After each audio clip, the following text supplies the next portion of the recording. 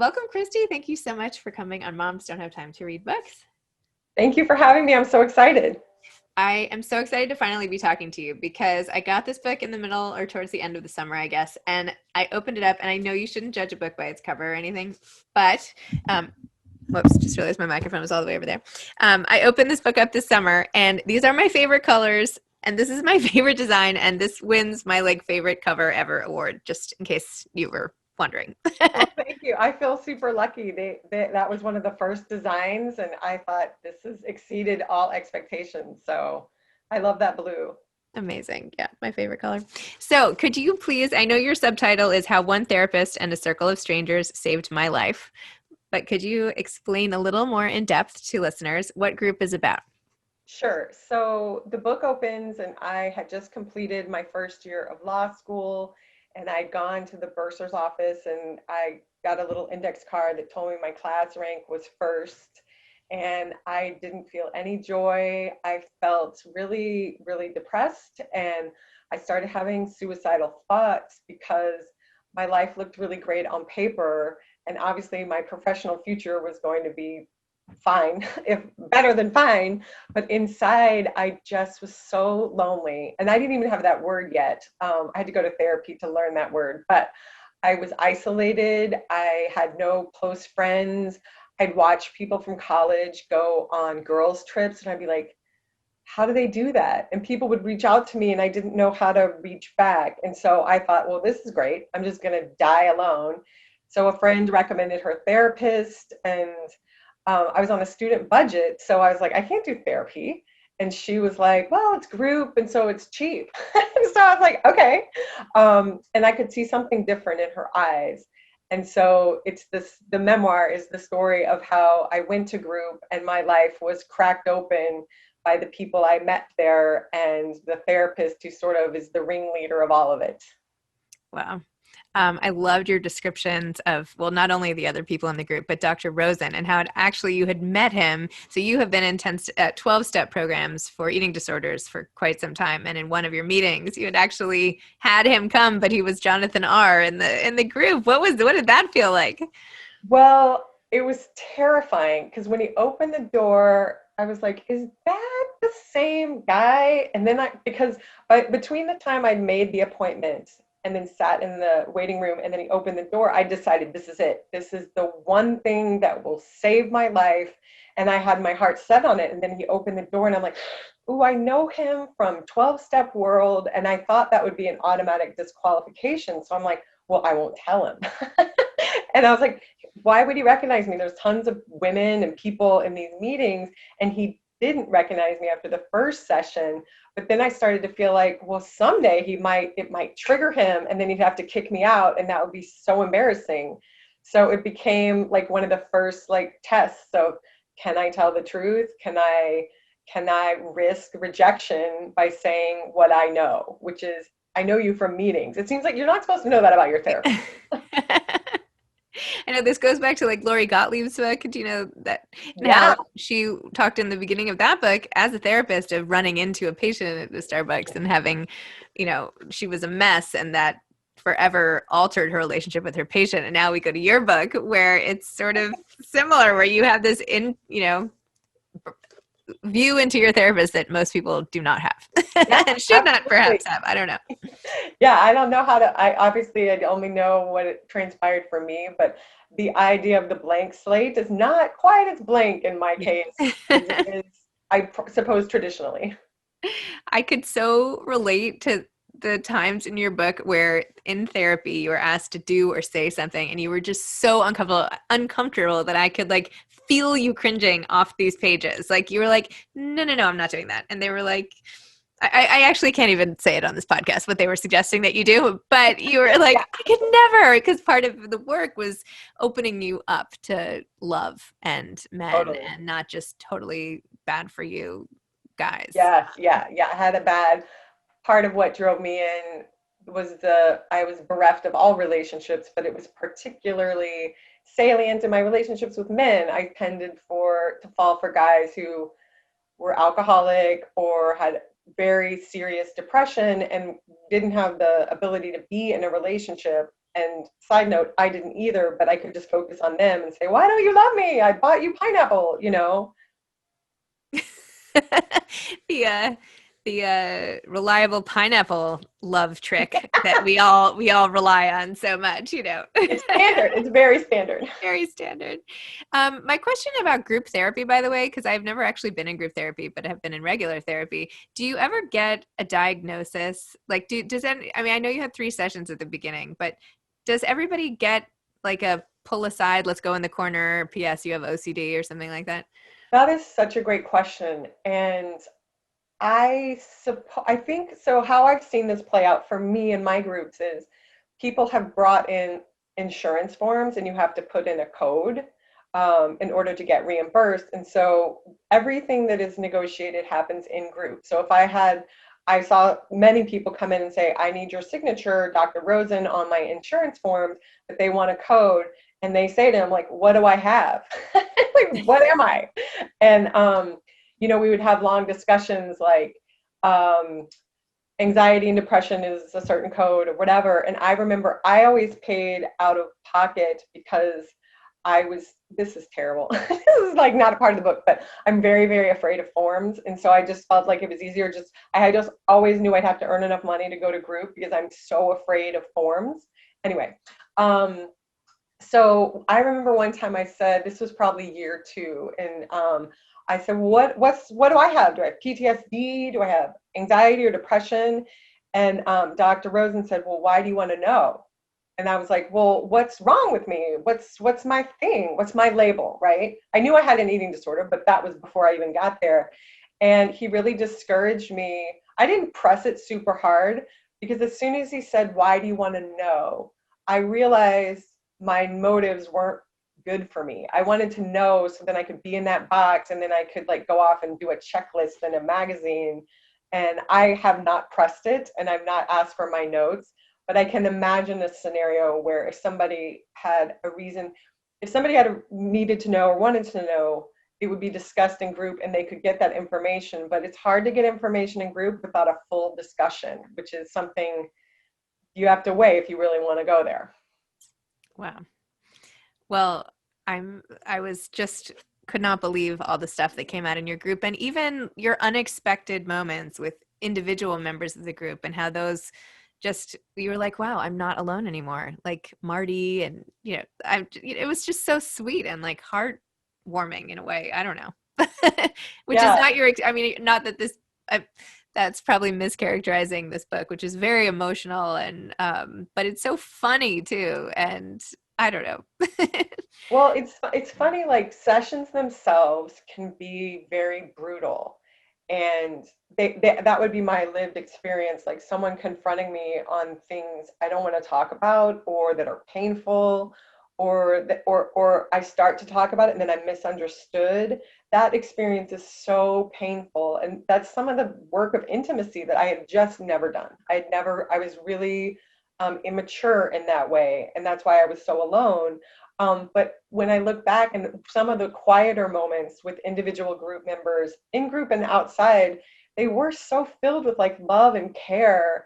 And I had just been running from people for so long that I didn't know that people might just like rub your back if you're crying or hand you the tissues or offer to come get you.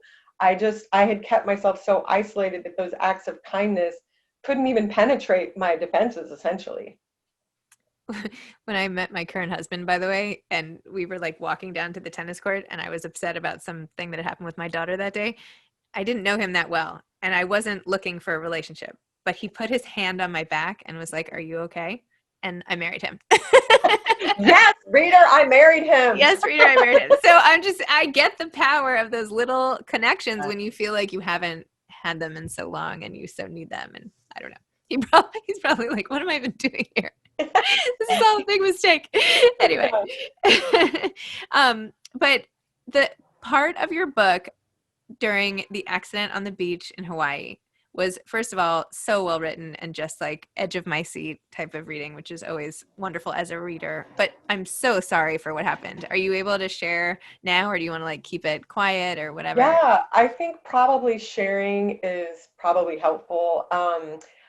I feel like that experience. Like I was so young. It was right before my 14th birthday, and it was such an amazing. I mean, I was from a very modest family in Texas, and we weren't going to be going to Hawaii, And there was a friend of mine, and her family had been so welcoming and so loving to me, and we went to Hawaii, and while we were there, her father drowned in the water of the ocean, and I really like for years I just didn't talk about it. I thought about it. It's not like I thought about it all the time, but like right around the anniversary time, I'd get really emotional and kind of a panicky feeling. And I felt like I was never allowed to talk about it because it was a long time ago. I mean, I remember saying that was a long time ago, and it had been 8 years. And so each year I had an excuse not to, it wasn't my dad. I think I had the overriding feeling that, well, I got to go home to my family in Texas, and my dad and mom were alive, and we were all well. And so I felt like, well, that's not really that's, it's almost like that didn't happen to me because it wasn't my father. And so that's some of the early work I had to do in group to see what the cost was of disavowing the trauma for me, and how that might have impacted my ability to attach. I was like really, I was so out there, like I'm a recovering bulimic, and I had stories I was willing to tell about myself, but then there were these quiet ones that I felt buttoned down about, and I think they were obviously tripping me up in relationships. Before the accident on the beach or the drowning, um, were you able to be more open with people? Like, do you feel like, I know it's such an important age, right, where things Yeah. would have developed and then didn't, but like as a child, were you very withdrawn in terms of how you were talking to people, or did anyone notice a shift in you? Like, did your family or anybody or Yeah, that's a great question. I mean, before Hawaii, there was already, I mean, I'm pretty outgoing and extroverted, and I did always have friends. I think from a very young age, I had a lot of shame about my body. I remember that by age 5. I wasn't actively bulimic until I was right before Hawaii, actually. So I think timing really matters. Like the woman that I went, she was a girl at the time. The family that I went with, she and I tried out for cheerleader together the summer or the winter before we'd gone skiing, and she's lively and hilarious. And I was there, and I remember like this is not, even if I can't quite remember who I was, I know who she was, and she wouldn't have picked some morose like right? bump on a log. Like I remember us laughing. I have like snapshot memories of us laughing, and I was kind of I was a good student, but I was also kind of like a wisecracker, as you can maybe imagine from the book. And I would kind of like I had an irreverent sense of humor that seemed maybe a little more male than female, but at the time, the way that Texas is coded. But so I think that it was like the beginning of adolescence and the trauma, and probably even without that, I was gearing up for just regular adolescent strife. And then I think you add in that, I think it sort of like bumped me off the road for quite a while. And you say, it wasn't your dad, but it's not like you were in the hotel and you found out he drowned. I mean, you were on the beach and saw him and had to pull him on the beach and get help. And you yourself had almost drowned a second ago. I mean, that is hardcore. I mean, I have not, I've had everybody's had stuff in their life, but most people have not had to pull a drowning grown man out of the water. I mean, that's a lot to hold on to and not talk about, and to not feel like you have permission to cope with it is a lot. Yeah, it's funny. I'm sure a lot of people have this experience, but now that I have a daughter she's not that old yet, but as I imagine like packing her off to go on a trip with another family, and imagine getting the phone call that my parents got, and it's now I have much more compassion for myself, and carrying that burden. And I thought I had the insane idea that I could have prevented it, or I should have, or that is a lot for a kid to carry. And I can see that now that I have kids approaching that age. I'm like, whew, wow, I would have done that. I'm glad I got the help I needed. Let's say that.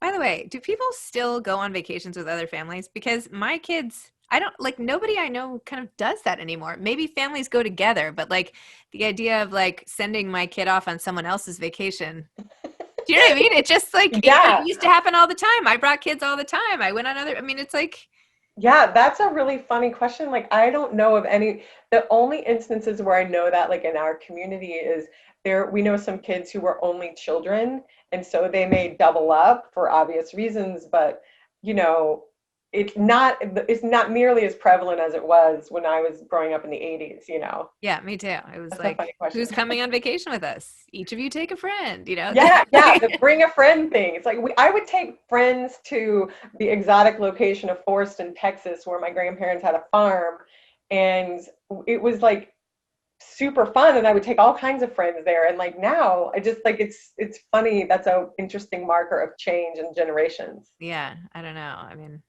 and the idea that I would just like not spend my vacation with my child.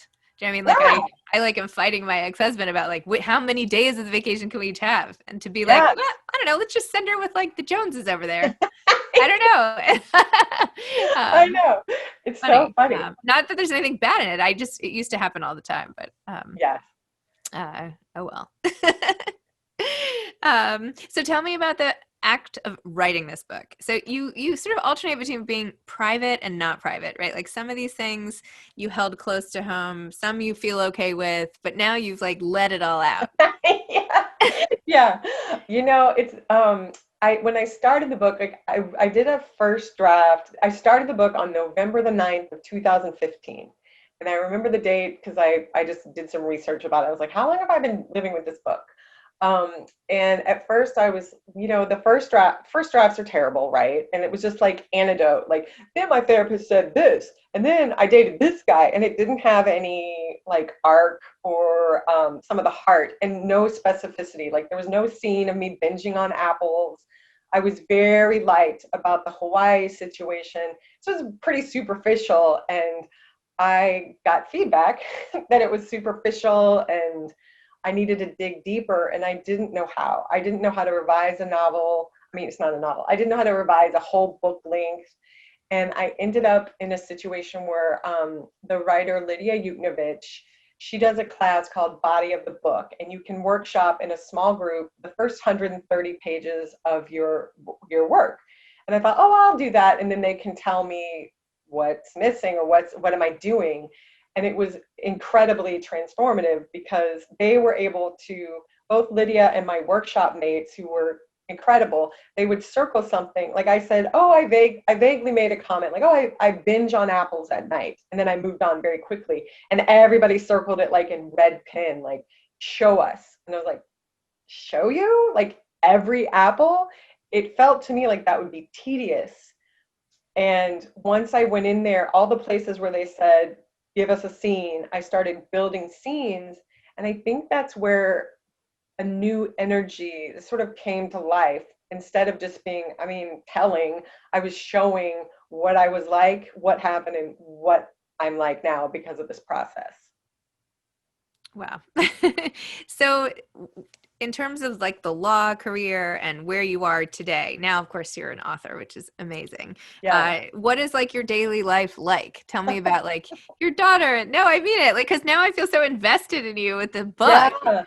I feel really lucky. The great thing about like talking about the book now or having it out in the world is every day I feel grateful. Every day I talk about the book, I touch back to that woman who was first in her class, and I clung to that because it's like all I had. And now it's so obnoxious to be like, I was the valedictorian, but it's like literally it was like the only tent pole I had. And so when I look back, I get to think about who's in my life today. You know, I have two children, I have a husband. It's Corona time, so we're all home doing our things in our little corners of the world. And I still go to group. And so in the mornings, my writing time, and I still work full time. So that's that.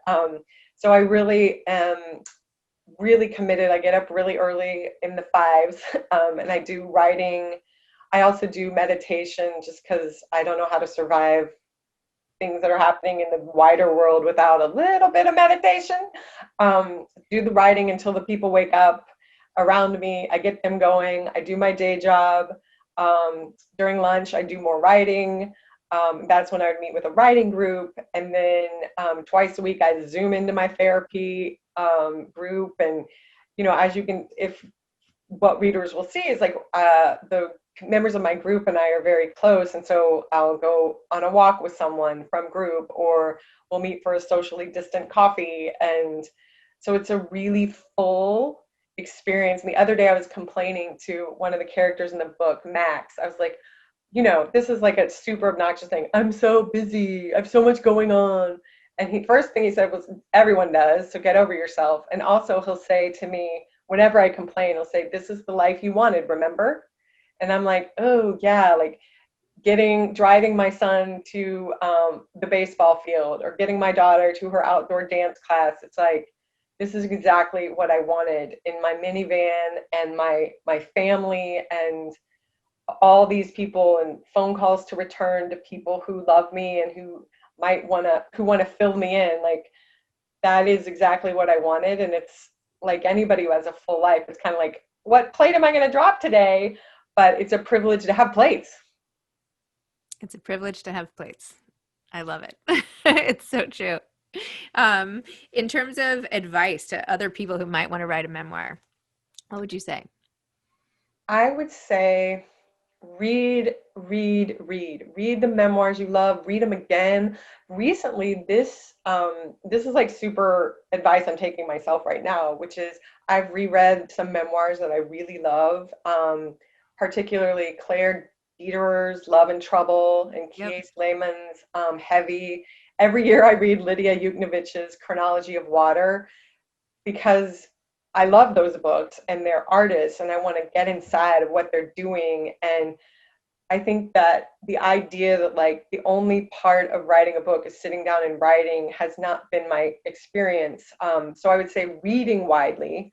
Also, like, join a writing group. Like, I get together, we're all long distance, my writing group. We've been together almost 3 or 4 years. We all live across the country. We were telephonic because this was before everything went Zoom. So now we go on Zoom, but it's free.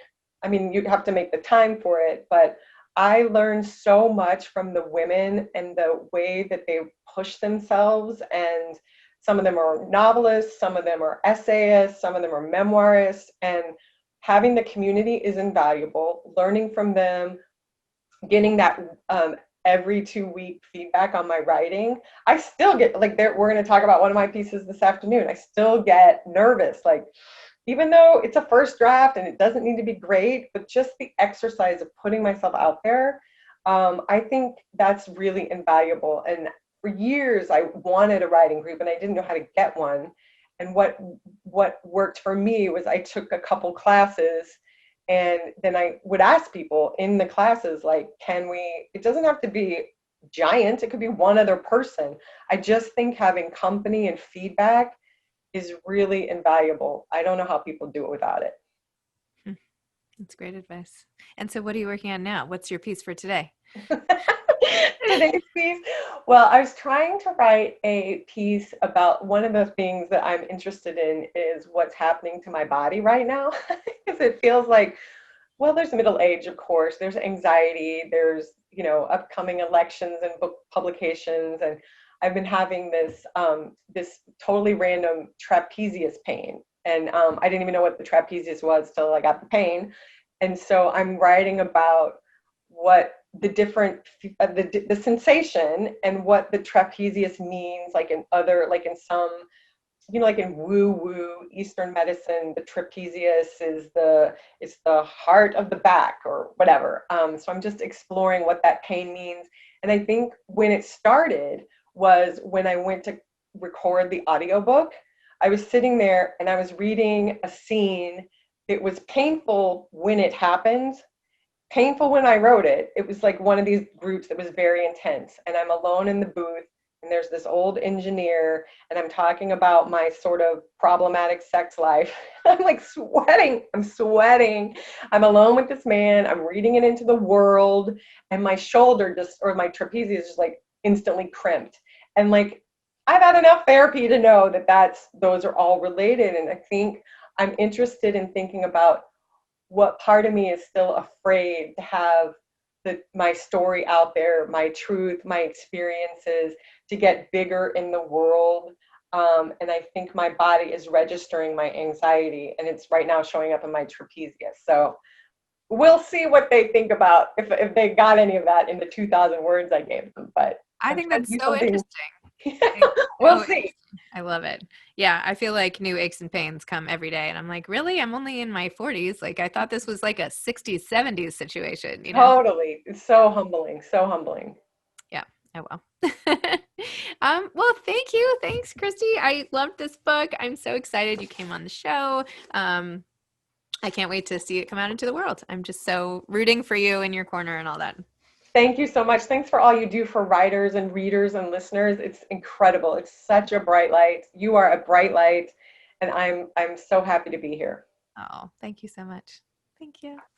Okay. Well, I want to read that essay, by the way. So if you ever, I'm serious. Send it over. I will let you. I definitely will. Okay. Workshop it, and then I want to see it. Perfect. Okay. All right. See ya. All right. Bye.